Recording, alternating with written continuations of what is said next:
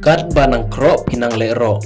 mentapan haba pidon kam pidei ban wan hi sha US ong u Donald Trump ya ka Iran nga ai ku blai ya phi baro kinong page ya ki video lang ba kanaga channel ka jonga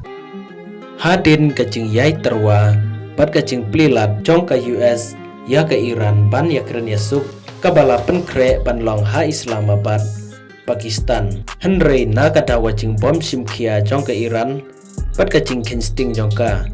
u Donald Trump menta ulapan penas don ba un cancel no ya kanaga cing plilat ban ya kren ya suk ha Pakistan pat menta u Donald Trump ulaong ba kilidar jong ka Iran kinwan sangi lane kila ban khot yangi lada gi kwa ban ya keren ya suk hadin balaweng no u Donald Trump ya kalat ban keren ya suk hap dengka US bat ka Iran ha Islamabad u foreign minister jong ka Iran u Abbas Araghchi u lalej ban ya kendu u Vladimir Putin ha Petersburg hak arbonyo tarik jong pena April ara cara pun riu ha kanaga cingi kendu jong foreign minister jong ka Iran bat u Vladimir Putin u Araghchi ulapan pau baka Iran ka kwa ya kacing kersan jong ka Russia hadin kacing sange no jong kacing keren yasuk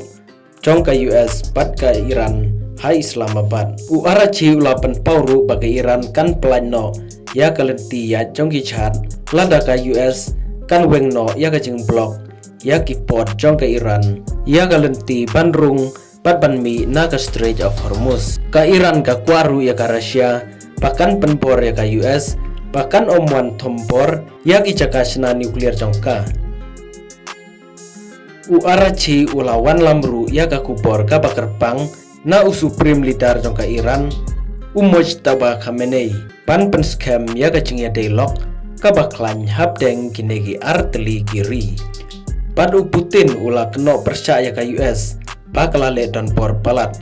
karasya kala terwa ban long kanong penbiang ban penbet ya kanega cing klumar kanega cing ya syam hap deng kinong yalam jokinegi arteli giri kalong ban pen i haka bertei baka Iran kam don marwei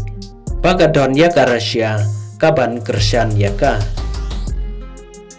sekretari jongka US Marco Rubio ulaong haka arpunyo tarik baka US kan kentaj baik direct ya kacing terwa jong ke Iran pan plino ya ka lentian jong ke Strait of Hormuz perkum juru baka US kan pelan ya ki chat jong ke Iran ki bandrung ban mi na ka Strait of Hormuz